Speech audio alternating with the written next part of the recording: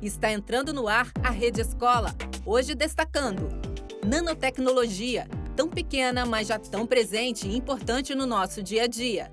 É um mundo, digamos assim, é um universo de coisas que a gente pode pesquisar, encontrar e descobrir como manipular elas, que isso é a nanotecnologia. Em Brasília, crianças internadas em hospitais têm aulas como se estivessem na escola. Como professor, vejo que esse apoio pedagógico só tem a agregar entre hospital e escola, porque o aluno ele não vai ficar defasado. Thalita Rebouças, uma das mais lidas autoras entre os jovens, conversa com estudantes no Rio de Janeiro. Costumo dizer que os meus livros eu não ensino ninguém a pensar, sabe? Eu faço com que eles tirem as suas próprias conclusões e eles pensem a partir daquilo que eles leram.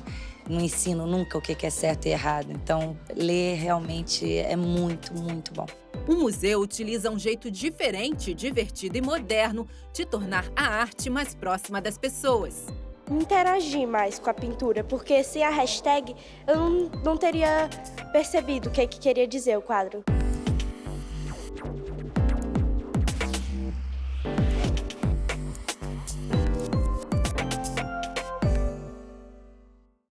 A nanotecnologia é uma ciência que utiliza o átomo para construir estruturas e novos materiais.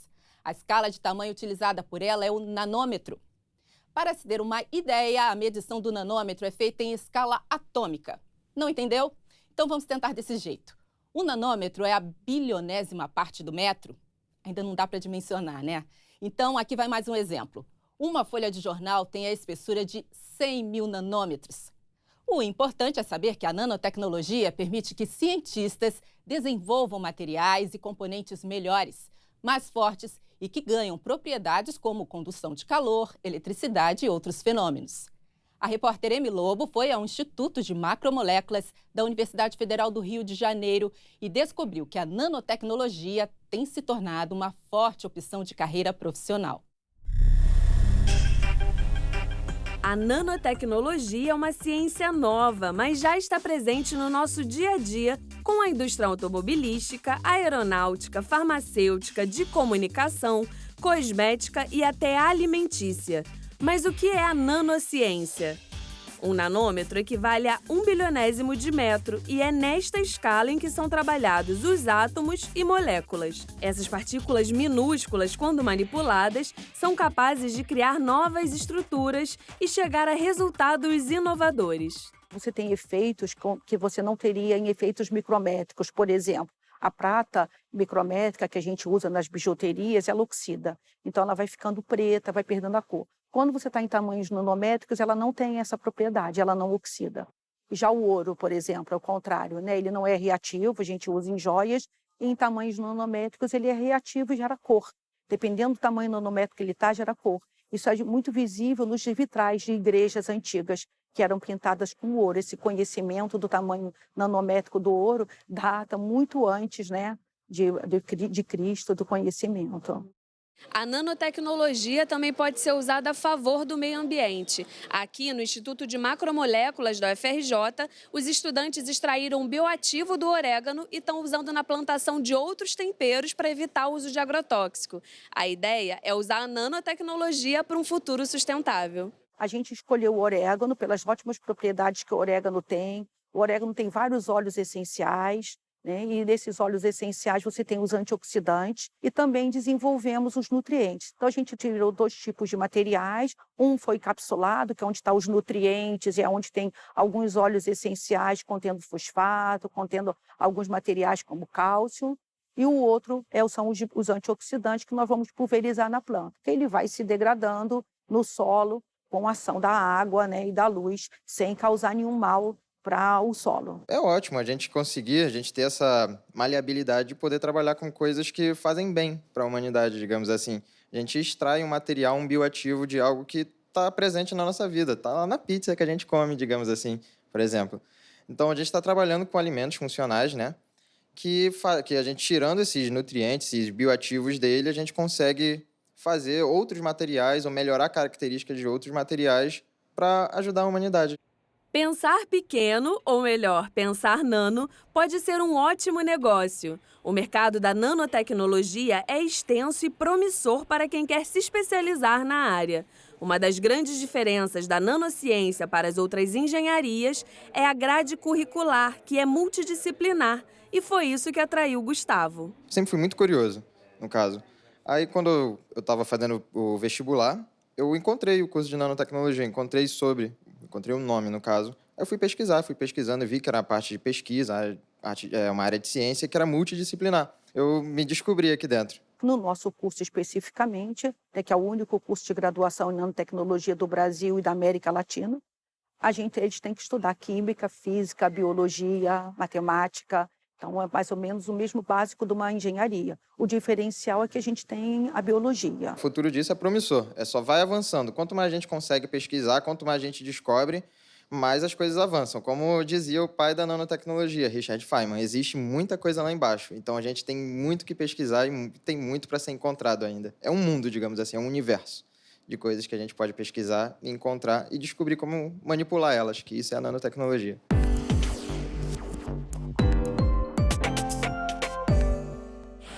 Quando se falava em robótica, logo vinha à cabeça de grande parte da sociedade cientistas e craques da computação criando robô com formas humanas. Mas não, há algum tempo esse mito já caiu por terra e foi mostrado que criar e manusear robôs de diversas formas já não é papel exclusivo para especialistas. Diversas escolas já trabalham com a robótica dentro da grade curricular. Estimular essas habilidades desde cedo é um fator que auxilia muito na compreensão das crianças e jovens quanto às demais matérias e nos projetos de vida. A robótica, ela faz parte das novas competências emergentes que irão dominar as principais cadeias de valor.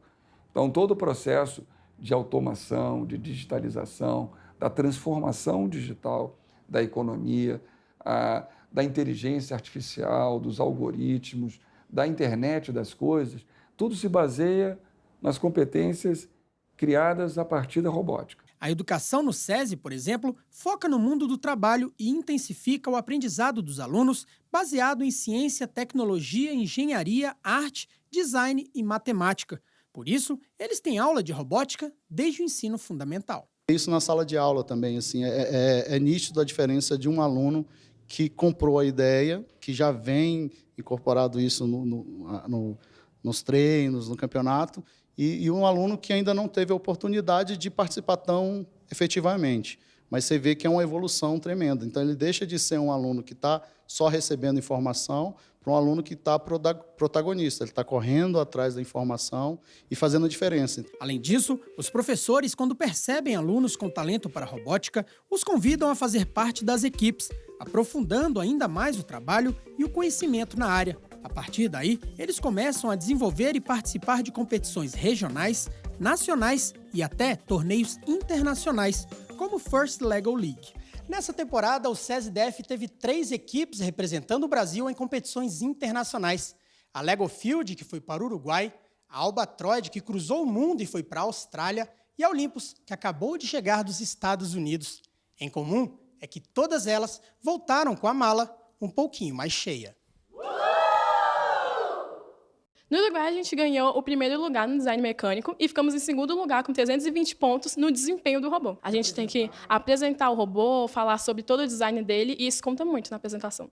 Lá na Austrália, a gente conseguiu o primeiro lugar na estratégia de inovação e segundo lugar no desafio do robô, batendo o recorde nacional brasileiro de 376 pontos. Basicamente, é construir um robô somente com peças de Lego. Ele precisa realizar algumas missões no tempo de 2,5 minutos. Nos Estados Unidos, a gente conseguiu o segundo Champions, que ele é dividido nas equipes que conseguiram ter o equilíbrio nas 3 áreas, que é o Projeto, o Robô e o Corvellos. O tema esse ano era o espaço, e as equipes tinham como desafio formas de melhorar a qualidade de vida do astronauta durante as missões espaciais. E o projeto da Olympus chamou muita atenção dos jurados e de quem esteve no torneio nos Estados Unidos. Fez pesquisas e a gente viu que, ao irem para o espaço, os astronautas enfrentam muito problema na questão da dificuldade para dormir. E, pensando nesse problema, a gente desenvolveu o Hypnos, que é o nosso projeto, que é uma manta térmica e uma esteira vibratória acoplada no saco de dormir que os astronautas já utilizam. Assim, esse projeto vai ajudar na questão do sono, induzir ao sono, diminuir todas as tensões que eles têm e ajudar na produção de hormônios. Então, muitos juízes pediram para testar, para ver como é que era a sensação. Pessoas que visitaram o nosso pitch, eles pediam, que legal, gostei muito da ideia. E na volta, o orgulho dos professores e familiares era tanta que a festa começou no aeroporto. O bicho pega, os deuses lá em cima e a Olímpia aqui na terra. Assim, é um orgulho muito grande, né? É uma equipe muito empenhada, eles estão há 4 anos nesse grupo, a gente sabe que são merecedores, deixam de sair de festas, entram na escola às 7 da manhã e saem muitas vezes 10 da noite, envolvido no projeto. É muito orgulho, muito orgulho. É legal, é lúdico, mas as medalhas, os troféus é interessante, mas a parte do aprendizado, o caminho até chegar ao resultado, que é o que realmente importa para o SESI, para a educação do SESI. Promover a leitura e incentivar o hábito de ler entre crianças e adolescentes. Motivados por este objetivo em comum, a Secretaria Municipal de Educação do Rio e a Bienal Internacional do Livro, maior feira literária do país, criaram a Bienal nas escolas. O projeto leva autores até as salas de aula da rede municipal de ensino para bater um papo e trocar ideias com alunos do ensino básico, um público pra lá de curioso e ávido por novidades. Bem, a equipe da Rede Escola acompanhou um desses encontros. A escritora do dia foi Thalita Rebouças, uma best-seller de mais de 1,5 milhão de livros vendidos. Bairro da Penha, zona norte do Rio de Janeiro. No pátio da Escola Municipal Bernardo de Vasconcelos, os alunos aguardam cheios de expectativa a oportunidade de conhecer a jornalista Thalita Rebouças. Eu não sei de onde vem o meu otimismo e a minha garra, mas eu sei que eu nasci com ela e recomendo, porque a gente pode fazer pela gente muito mais do que a gente imagina. Então, não desistam do seu sonho. Considerada ícone da literatura juvenil, a autora de Fala Sério, Mãe, Tudo por um Popstar e Ela Disse, Ele Disse, entre muitos outros, conversou com os estudantes, tirou dúvidas e falou da emoção de ser homenageada por eles através de um concurso de redação. Entrar em contato com uma escola que está indo em peso, me ver, que participou, que fez um concurso de redação com temas que eu abordo nos meus livros e ver tanta coisa linda, eu li tanta coisa linda, eu realmente vou sair daqui com o coração cheio de alegria. Conhecer a Thalita foi muito bom, eu sempre me inspiro no livro dela. A sinceridade, os personagens, a forma da escrita, basicamente tudo. Fiquei muito emocionada e muito grata por várias coisas, até pela foto e pela autógrafo que ela deu no meu braço. Isso é inacreditável. Costumo dizer que os meus livros eu não ensino ninguém a pensar, sabe? Eu faço com que eles tirem as suas próprias conclusões e eles pensem a partir daquilo que eles leram. Não ensino nunca o que é certo e errado. Então, ler realmente é muito, muito bom. Professora de língua portuguesa da escola, Anne Carolina descobriu a autora durante a adolescência e até hoje é sua fã. Eu estudei na escola Bernardo de Vasconcelos e frequentava sempre a sala de leitura. E por acaso eu encontrei um livro da Thalita, que foi uma das primeiras aquisições dela, foi Traição entre Amigas. E eu fiquei apaixonada pelo livro, pela forma como ela escreve, descontraída, que parece que está dialogando com a adolescente. E desde então eu comecei a procurar mais livros dela. Na época eu não tinha como comprar os livros, então eu descobri a Biblioteca Popular da Penha, que fica do outro lado. E sempre ia lá, deitava no espaço que tinha para as crianças deitarem para poder ler os livros dela. Eu via nos meus alunos hoje o que a gente às vezes não consegue alcançar em sala de aula, que é o brilho nos olhos pela leitura. Quando a autora conta a inspiração dos seus livros, um pouco da história dos seus livros, eles começam a se interessar. Receber esse projeto da Bienal, principalmente com a visita de uma escritora como a Thalita Rebouças, é muito importante. Principalmente porque os temas abordados nos livros da Thalita são temas que dialogam diretamente com a realidade dos adolescentes.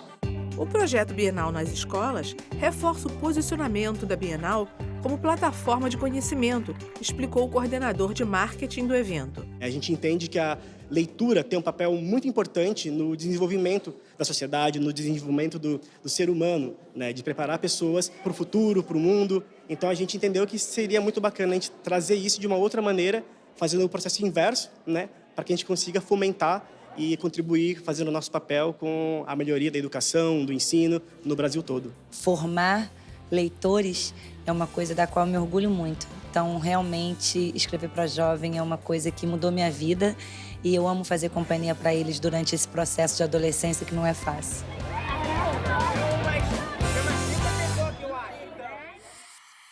Você sabia que a legislação brasileira reconhece o direito de crianças e adolescentes hospitalizados ao acompanhamento pedagógico educacional? Está lá na Lei de Diretrizes e Bases do MEC. O Ministério da Educação, em convênio com o Ministério da Saúde, criou o programa Classes Hospitalares, que oferece aulas para estudantes da educação básica que estejam internados em hospitais. As aulas podem ser individuais ou coletivas, conforme a necessidade do aluno que se encontra incapaz de frequentar a escola provisoriamente. É o que mostra o repórter Rodrigo Gantuá. Ele acompanhou a professora Mauricéia Lopes, que leciona para pequenos pacientes do Hospital Regional de Ceilândia, lá no Distrito Federal. Ficar internado em um hospital, em observação, normalmente é muito entediante. No caso das crianças, além da preocupação e do foco na recuperação, a situação pode gerar ainda mais dor de cabeça. O tempo de internação pode atrapalhar a sequência delas no ano letivo. Tem vezes que eu fico muito doente e não dá tempo de eu estudar, né? Porque eu tô muito doente. Aí eu acabo perdendo umas matérias. A pequena Maria Eduarda está no 4º ano do ensino fundamental, mas às vezes ela precisa de acompanhamento médico e fica em observação no hospital. Quando sai, precisa voltar à rotina e ir para a aula.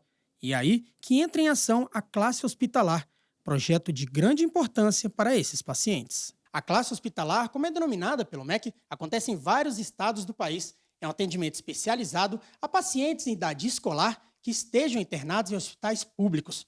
Aqui no Distrito Federal, é uma parceria da Secretaria de Saúde com a Secretaria de Educação, que disponibiliza profissionais como a Mauricéia, que leciona aos pequenos pacientes do Hospital Regional de Ceilândia, auxiliando para que eles não percam a matéria enquanto estão se tratando. Qual é a planta? Girassol. Você conhece o girassol? A nossa rotina acontece logo cedo. Eu procuro conhecer as crianças, saber no prontuário se já tem criança que eu conheço, que já está sendo acompanhada. O meu primeiro contato é uma visita no leito.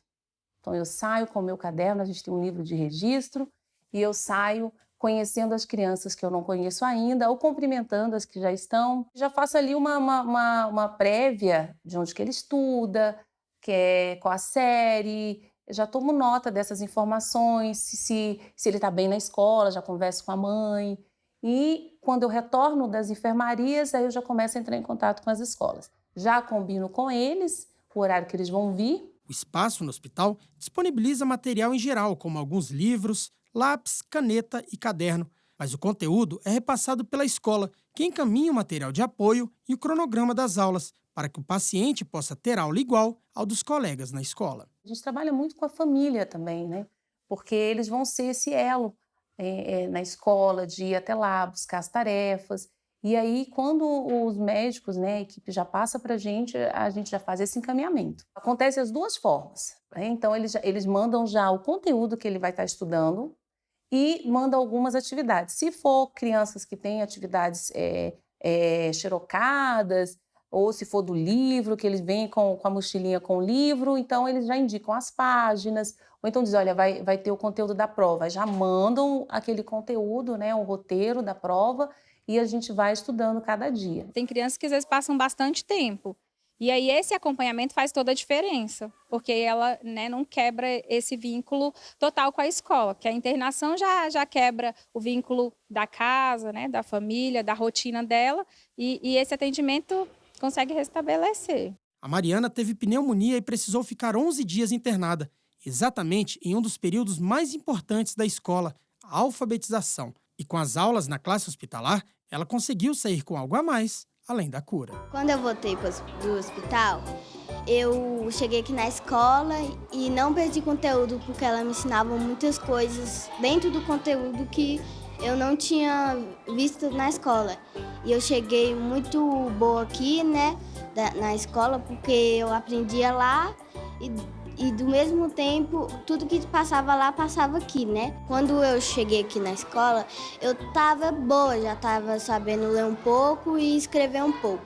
O aluno que passa por algum problema de enfermidade, que está cometido por alguma doença, ele precisa desse atendimento. Como professor, vejo que esse apoio pedagógico só tem a agregar entre hospital e escola, porque o aluno ele não vai ficar defasado nos conteúdos, vai ter toda uma estrutura para retornar à sala de aula, como foi com a Mariana. Você sabia que nós, brasileiros, somos um dos povos que menos frequenta exposições de arte? Apenas 7,5% da população tem o hábito de frequentar museus. Por outro lado, somos um dos campeões em tempo conectado na internet. Pois bem, a exposição virtual Hashtags da Arte, no Museu Nacional de Belas Artes, no Rio de Janeiro, inovou ao colocar hashtags embaixo de pinturas expostas nas suas duas mais importantes galerias. É a arte se apropriando de uma linguagem muito utilizada nas redes sociais para descrever as peças expostas de forma leve, divertida e mais próxima de uma geração que já nasceu conectada. E não é que está dando certo?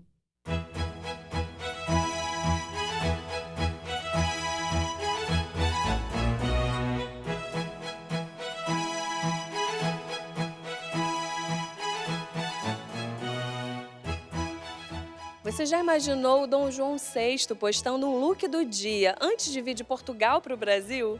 No século XIX, a internet ainda não existia, mas aqui no Museu Nacional de Belas Artes, 40 obras ganharam hashtags para se aproximar do público conectado. Essa aqui atrás de mim, por exemplo, foi pintada por Debré. É um retrato de Dom João VI e ganhou as hashtags Look do Dia e Rei do Camarote. Hashtags são palavras-chave ou termos que classificam uma informação e que são precedidos do símbolo tralha, popularmente conhecido como jogo da velha. A hashtag ficou famosa com as redes sociais por indexar assuntos na internet. Ao clicar em uma, você visualiza todas as postagens relacionadas àquele assunto. Muito utilizada no Twitter, Instagram e Facebook, ela rapidamente ganhou o dia a dia dos jovens. Não entendeu? A Lívia vai explicar. Hashtag é um modo de colocar uma frase ou alguma coisa que tem a ver com a pintura ou foto, alguma coisa do tipo. O segredo de você trazer um filho para o museu é tornar aquele passeio atraente e divertido, porque nem sempre é. Às vezes, dá 20 minutos que uma criança está no museu, ou um adolescente, ela já está meio chateada. Então, você tem que tornar aquele passeio prazeroso. E isso já torna uma brincadeira. Elas fazem um link com o que é o hoje e o que foi antigamente. Ver uma coisa tão séria e quando você vê as hashtags lá, mas tipo, você só dá um sorriso porque é uma coisa diferente, divertida, que deixa o museu a experiência do museu mais divertida. Eu achei muito bacana porque eu não sou muito fã de arte, mas eu acho que eu interagi mais com a pintura. Porque sem a hashtag eu não teria percebido o que queria dizer o quadro. A gente vê todo dia a hashtag, aí você vê um treco da Renascença com a hashtag look do dia. Você coloca eles na posição do Instagram, por exemplo. Você fica imaginando o perfil da pessoa. A hashtag é a moda, a coqueluche, podemos assim dizer, da juventude. Eu achei muito divertido, porque sempre quando eu vou para o museu, a gente vê que tem os quadros, a gente tem que ter a nossa própria... o que a gente acha, a nossa própria opinião. E com a hashtag torna tão dia a dia, que está tão presente nas redes sociais e tudo mais. Aí vendo no museu eu fiquei super surpresa, eu adorei. Em abril, mês que inaugurou a exposição Hashtags da Arte, o público do Museu Nacional de Belas Artes aumentou 78% em relação ao ano anterior. Essa exposição está indo tão bem que ela estava marcada para terminar no início desse segundo semestre e agora ela já foi estendida até fevereiro do ano que vem. Talvez haja, inclusive, desdobramentos. Vamos aguardar. Sem a hashtag, a gente não valoriza tanto, porque normalmente o pessoal da minha idade não curte muito, mas com a hashtag você valoriza mais. Você já postou alguma coisa agora?